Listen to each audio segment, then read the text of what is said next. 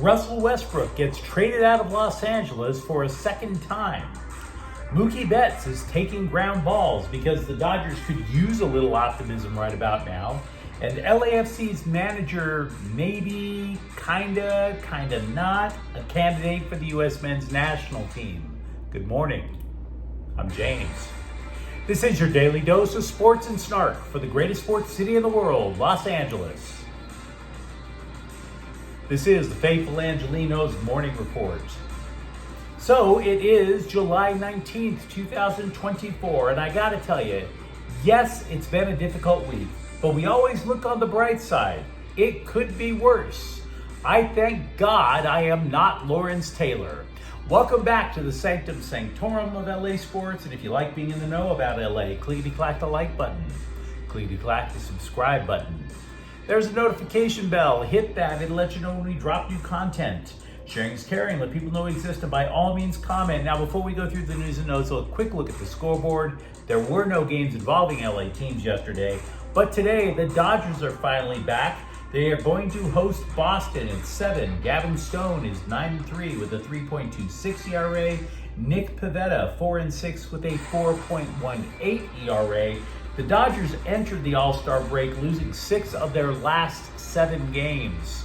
So maybe a bit of a respite was necessary. But what do you say gets the news? Often, when your team goes out and makes a trade, it's either the idea is to acquire something greater or to get rid of a headache.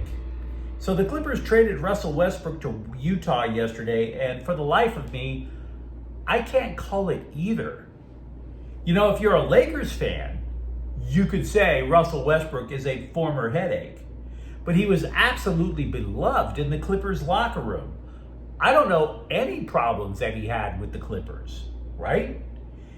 And conversely, I don't know if you can call getting Chris Dunn back as a pronounced improvement either.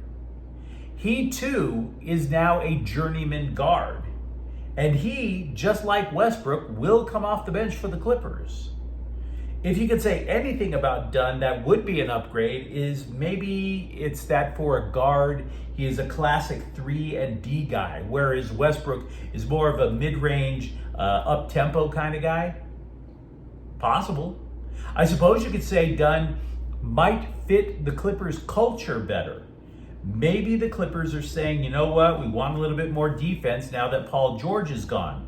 But even that argument doesn't make a ton of sense because James Harden doesn't fit that culture at all. Doesn't play defense. Thinks the whole game should run through him. Now, as for Westbrook, a former MVP, once so dynamic that his nickname was Mr. Triple Double. You have to wonder what the hell is going on. Westbrook has been traded 5 times since 2019. He's been traded to Utah twice. The Lakers sent him there. Remember that?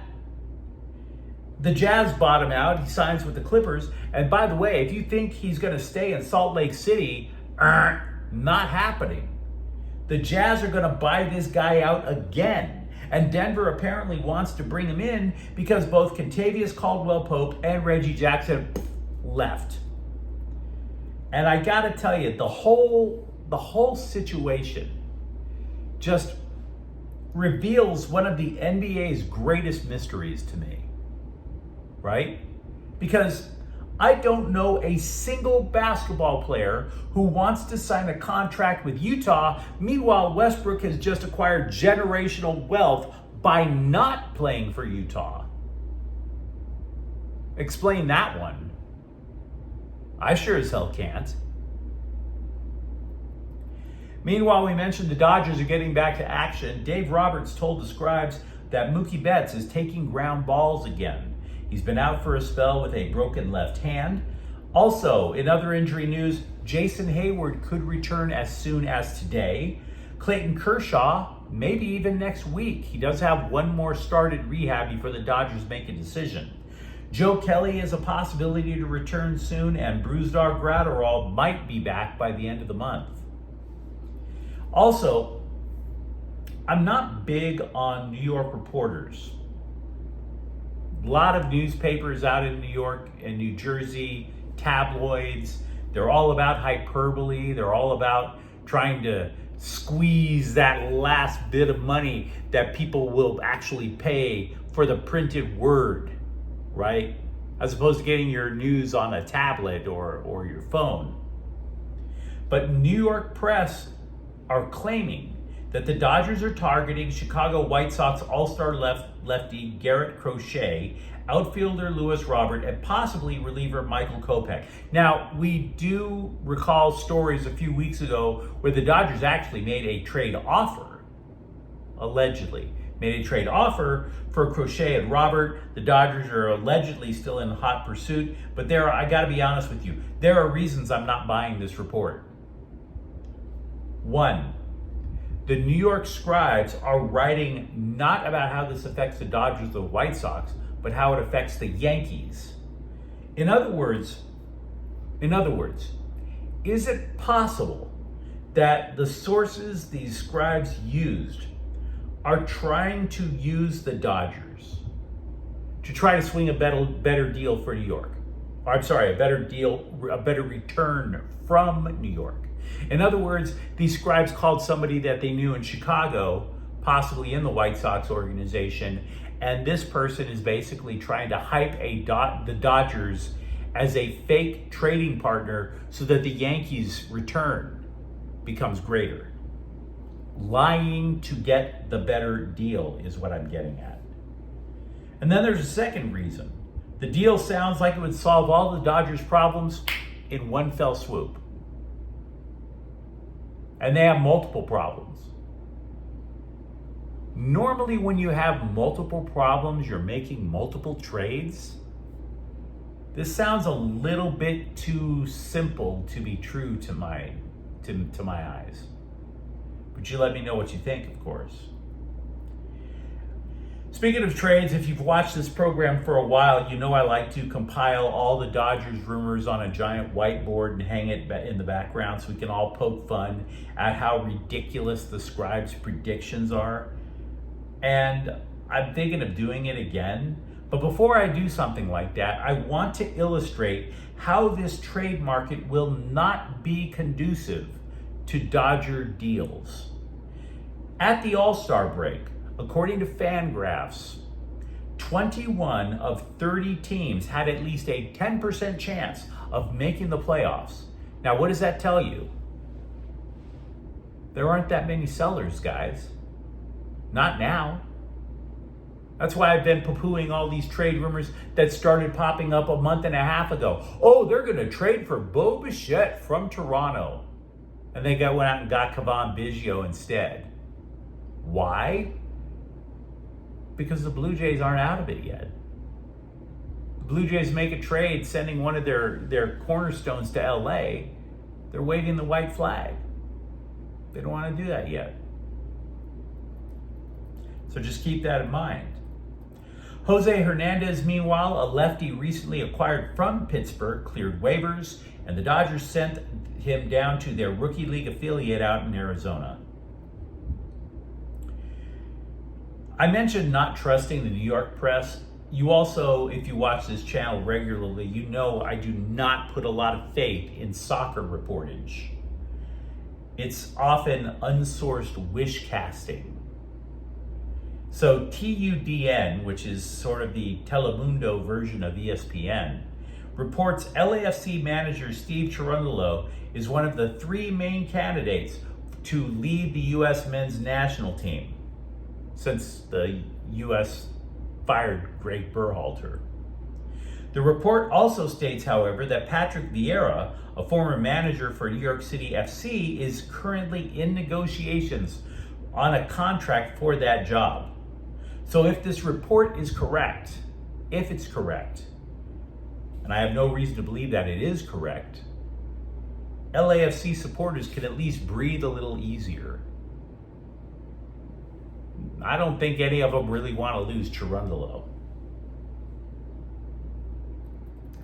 Back when people used to read newspapers, we reporters, would describe the articles that we would write in terms of inches, column inches to be precise. The more, like a column would be, there would be 6, maybe 7, maybe 5 columns on a sheet, and you would describe it in terms of the numbers of inches that you would use up. The more important the story, the more inches. Now, put aside the obvious connotation to male genitalia. Let's put that aside. What matters more is the general sense that the longer the article, the more important the editors and the writer deems it to be. So, Bronny James scored 12 points, 12, in a summer league game on Wednesday. And by the way, he also buried a 3-point shot, his first 3-pointer in 6 summer league games. So ESPN said, let's write an epic. Now, we couldn't measure it in column inches because ESPN, the magazine, doesn't exist anymore. But they wrote 29 freaking paragraphs on LeBron James's charity case kid scoring 12 points in a summer league game. 29 paragraphs on one player in a summer league game scoring 12 points. Like it's right up, like they're putting that story right up there with the great works of literature. The Brothers Karamazov, where Dostoevsky writes about the question of God and the existence of free will. Almost as long as ESPN's coverage of Summer League basketball and Bronny James scoring 12 points. Maybe ESPN, in their twisted sense of self-righteousness, wanted to critique the superficiality of society through the eyes of an alienated teen, as J.D. Salinger did in The Catcher in the Rye. 29 paragraphs, Bronny James, 12 points. There must be some hidden subtext. I just imagine the editors on the cell phone while the writer is banging away going, no, write more. I don't care if you get carpal tunnel. You must write more about Bronny James's 12 points, as if it's the last damn thing you will write in your craven little existence. 12 points in a summer league game. You wrote an epic. ESPN has lost its damn mind. Now, speaking of not losing your damn mind, when well-adjusted sports fans out there hear the words UFL draft, I would assume that the only response from well-adjusted sports fans would be peals of psychotic laughter.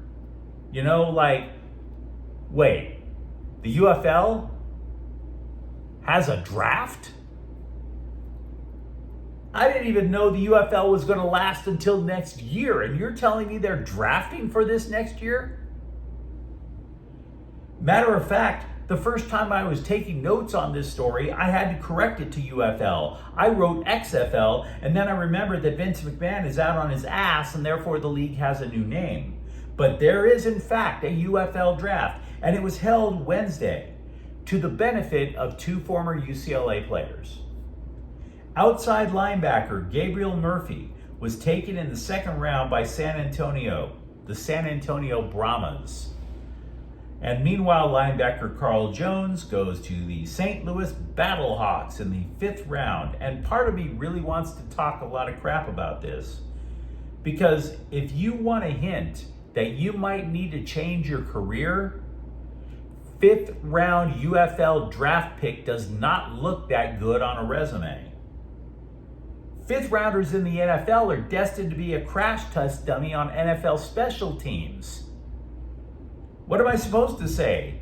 You're a crash test dummy for the UFL. Godspeed. No disrespect. I mean, at least you're not running head first into a hockey sideboard like in the Arena Football League, if that still exists. But they got to pursue the dream. And by the way, if it matters, a former USC quarterback was taken in the second round, Keaton Slovis. He was last seen at BYU. He goes to Washington's UFL team. If you've ever wondered why the line might be long to get a double-double, don't complain. It might be loaded up with the LA Rams offensive line, because the Rams have the third heaviest offensive line in the NFL. If you were wondering how big they were, because they went out and signed some big-ass people, 1,643 pounds. I would not want to pick up the tab for that lunch bill. But you let me know what you think in the comments thread. What do you think now about the Clippers since they've been moving players? Are they even any better without Russell Westbrook? For that matter, are you starting to feel a little more optimism about the Dodgers since they've had a few days off? And if you enjoyed the content, don't forget to subscribe to Faithful Angelenos. We talk LA sports every single day here. Thank you for watching. I'm James. We'll be back tomorrow. Faithful Angelenos is a Kian Cortel Queso production. Take care.